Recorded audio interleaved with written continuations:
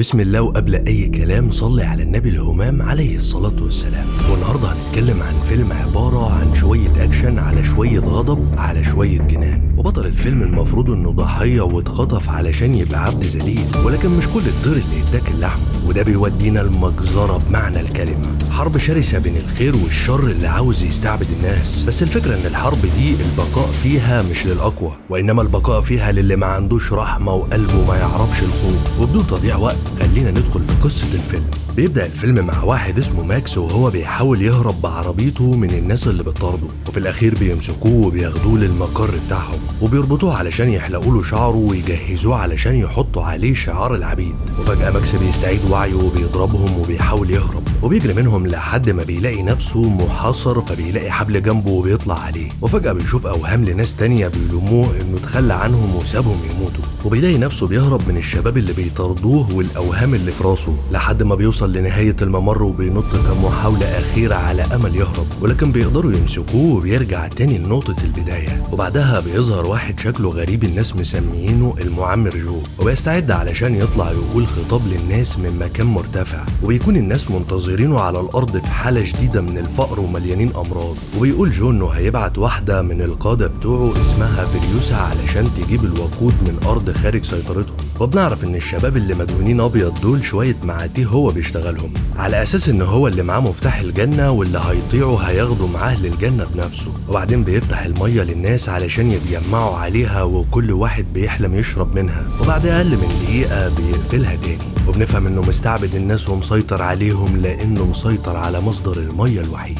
وبعدها بتتحرك فريوسا لمكان استلام الوقود، وبتكون راكبة شاحنة قوية اسمها آلة الحرب ومعاها شوية جنود. وفجأة بتطلع من الطريق وبتاخد طريق تاني. واحد من الجنود بيسألها عن سبب تغيير الطريق، فبتقول إن الأوامر اتغيرت، وبدون ما يفهم بيبلغ باقي الجنود. في الوقت ده ماكس بيكون في قفص، والجنود بيطلعوه علشان ياخدوا منه دم، وده لأن معظم الجنود عندهم فقر دم بسبب الجفاف ونقص المية. وأسوأ ما في الأمر إنهم بينادوا ماكس باسم كيس الدم، يعني حتى مش بني آدم. وجو بيجيله خبر ان فريوسا خرجت من الطريق ومتجهة دلوقتي لأرض أعدائهم. بسرعة جو بيجري زي المجنون لمكان مقفول بباب خزنة زي بتاع البنك، وبتطلع ان دي غرفة زوجاته، وبتظهر المرحومة دي وبتقوله انهم هربوا مع فريوسا. وبعدها بيستعد كل الجنود علشان يروحوا وراها، واتنين بيتخانقوا مع بعض على اللي يسوق العربية. واحد منهم بيقول انه المفروض يسوق بداله لانه ضعيف ومش هينفع يروح معاهم الا لما يكمل نقل الدم، اللي طبعا بيتنقل من مين؟ من ماكس. فبيقولوا انهم هياخدوا كيس الدم معاهم،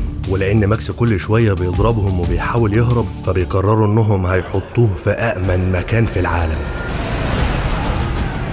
في الوقت ده فريوسا بتكون وصلت لأرض أعدائهم، وبيطاردها مجموعة علشان يستولوا على حمولة المية اللي معاها. وفورا الجنود بيشتبكوا معاهم وبيبدأوا يفجروا عربية ورا التانية. وبيكون جو قرب بالجيش اللي معاه وشايفين اللي بيحصل، واللي من ضمنهم العربية اللي عليها ماكس. فبيقرروا في الأول إنهم يبعدوا عنها أعدائهم وبعد كده يقبضوا عليها. وطبعا بعد وصول الدعم اللي مع جو بيقدروا يتخلصوا من عربيات أعدائهم أسرع. ولكن الجندي اللي مع فريوسا في العربية بيستغرب إنها مش بتقف لجو رغم إن ما عادش في أعداء. وهنا بيكتشف إن فريوسا أصلا بتهرب من جو وخانتهم. وسواق عربية ماكس بيحاول يقرب منها، ولكن عجلة عربيته بتتدمر. فبيقول السواق للي معاه يحط ماكس ورا علشان يوزن العربية، فبيجي عند ماكس وبيفكه.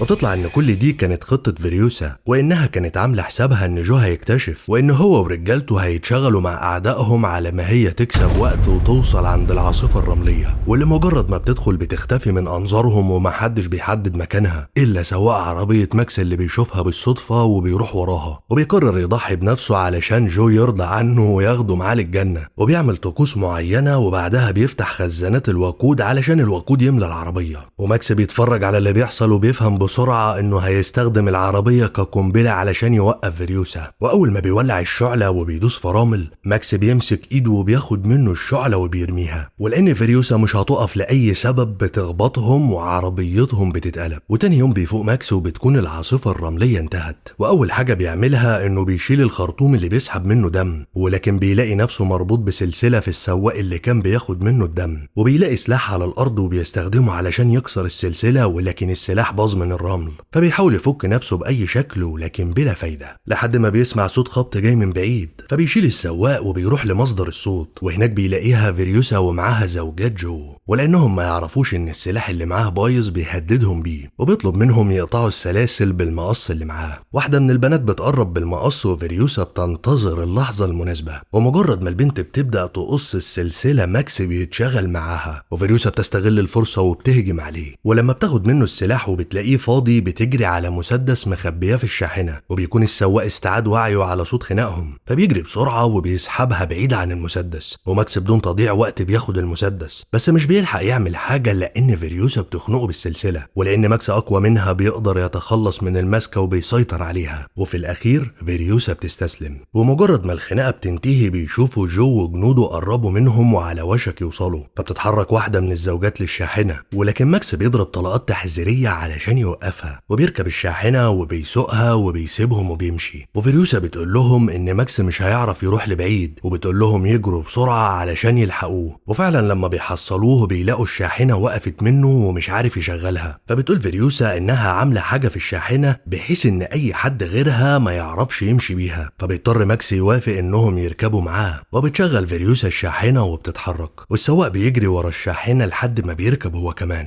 وماكس بيبدأ يجمع كل الأسلحة اللي مخبياها في الشاحنة تحسبا لأي غدر، وفجأة كلهم بيلاقوا أسطول تاني بيتحرك ناحيتهم، وبيطلع إن جو طلب دعم من مدينة جنبه علشان يساعدوه في القبض عليهم، فبتخليهم فيريوسا ينزلوا في مكان سري في الشاحنة علشان سكان المنطقة اللي داخلين عليها لو شافوا البنات هيخطفوهم، وبتقول لماكس إنها لو حست بغدر هتنادي عليه وهو يسوق الشاحنة بسرعة ويتحرك، وبتعرفه إزاي يشغلها علشان ما توقفش منه تاني زي المرة اللي فاتت، وبعدها بتوقف الشاحنة وبتنزل، وبتقول إنها طالبة الأمان وجابت لهم كمية وقود مقابل إنهم يسيبوها تعدي بسلام، فبيقول القائد بتاعهم إنها جايبة جيش وراها وكده هتدخلهم في حرب، ولما بتشوف عربيات جو وصلت وسكان المنطقة ما قفلوش الطريق عليهم بتفهم إنهم ناويين يسلموها لجو يغدروا بيها، فبتنادي على ماكس وبيتحرك بالشاحنة وبتركب قبل ما يمسكوها، وبعد فترة بيكون الليل قرب يدخل والشاحنة بتكون محتاجة تصليحات، وماكس بيكون عنده فضول يعرف فيريوسا متجهة فين بالشاحنة، فبتقول إنهم متجهين لمكان اسمه الأرض الخضراء، والواضح من الاسم إنه آخر مكان أخضر وغني بالمية، وبيقول ماكس إنه لازم حد يروح لمؤخرة الشاحنة علشان المراقبة، ولو شاف حد بيقرب منهم يحذرهم بسرعة، فبتطوع واحدة من الزوجات علشان تتولى المراقبة، وبتنزل فيريوسا وبتتعلق في العربية علشان تصلح الأعطال، والبنت اللي بتراقب فجأة بتسمع صوت جنبها، فبتلاقيه السواق بيبكي وفي حالة حزن شديدة، وبتعرف إنه زعلان إنه خذل جو وكده مش هيروح معاه للجنة، فبتهون عليه وبتحاول تشرح له إن كل ده كذب، وإنها كانت زوجته وكانت بتشوف قدام عينيها وهو بيخدعهم وبيكذب عليهم، وإن الشباب اللي بيخدموه دول بالنسبة له عبيد مش أكتر. بعدها بيكون الليل دخل وفجأة بيلاقوا نفسهم ماشيين في أرض طينية والشاحنة بتغرز، فبينزلوا علشان يطلعوها، ولكن ماكس بتجيله فكرة، وهي إن أسطول العربيات اللي وراهم لو وقف في الأرض دي هيتحركوا تاني بصعوبة، وده لأن عربياتهم مش قوية زي الشاحنة، فبيحط لهم متفجرات على أثر العجلات اللي هيمشوا وراها، وفعلا بيحصل زي الخطة بالظبط، ومجرد ما بيقفوا مش بيعرفوا يتحركوا تاني إلا عربية واحدة هي اللي عجلاتها زي الدبابة ومش بتغرز، وبيكمل وراهم وبيفضل يضرب نار بشكل عشوائي، وبيزداد الوضع سوء لما الشاحنة بتغرز تاني، فبيتدخل السواق وبيقول إنه قرر يساعدهم، وبيطلب من ماكس يربط الواير بتاع الونش في الشجرة اللي قدامهم، وبيستخدم قوة سحبه، ولكن بيضطر يضغط على الموتور علشان يطلع بسرعة، ولما الشاحنة بتتحرك بيلاقوا الموتور بيطلع دخان ومحتاج تبريد، فبيقول ماكس إنه هيحاول يكسب لهم وقت على ما الموتور يبرد، وبياخد جيركن وقود وشوية متفجرات، وبعد دقايق بيشوفوا انفجار كبير وبيلاقوا ماكس راجع، بس محبش يدخل عليهم بإيده فاضية وجايب معاه شوية ذخيرة، وبعدها بيكملوا الطريق وبيعدوا على أرض فيها بركة مية وناس ماشية على عصيان، ولما بيطلع الصبح ماكس بيسأل فيريوسا إيه اللي مخليها متأكدة إن الأرض الخضراء دي موجودة ومش خرافة، فبتقول لأنها اتولدت هناك واتخطفت وهي طفلة، وبعد شوية فيريوسا بتشوف حاجات بتلمع من بعيد وبتفتكر إنها شافت ده قبل كده، ولما بيقربوا منها ماكس بيقول إن ده كمين، فبتنزل فيريوسا وبتقول إنها من الأرض الخضراء وبتقول اسم أمها، وفجأة بتطلع موتوسيكلات من كل حتة وبيتعرفوا عليها، وبنعرف إن الأرض الخضراء كان مجتمع عايش فيه ستات بس، وبسبب إن ما كانش فيه رجالة ولا تكاثر بدأ عددهم يقل تدريجيا لحد ما وصلوا للعدد ده، وفيريوسا بتقول إنها اشتاقت لوطنها جدا وشكل الخضرة اللي في كل مكان، المكان، فبيقولوا لها انها لو جايه من الاتجاه ده فهي غالبا مرت من هناك، وبيحكوا لها ان مع السنين الميه اتسممت والمكان اصبح غير صالح للحياه. والكلام ده بيحطم قلب فيريوسا وحلمها اللي فضلت سنين بتسعى تحققه. وبالليل واحده عجوزه بتتكلم مع زوجة جو وبتعرف انها حامل، والزوجه بتقول انها حاسه ان اللي في بطنها هتبقى بنت،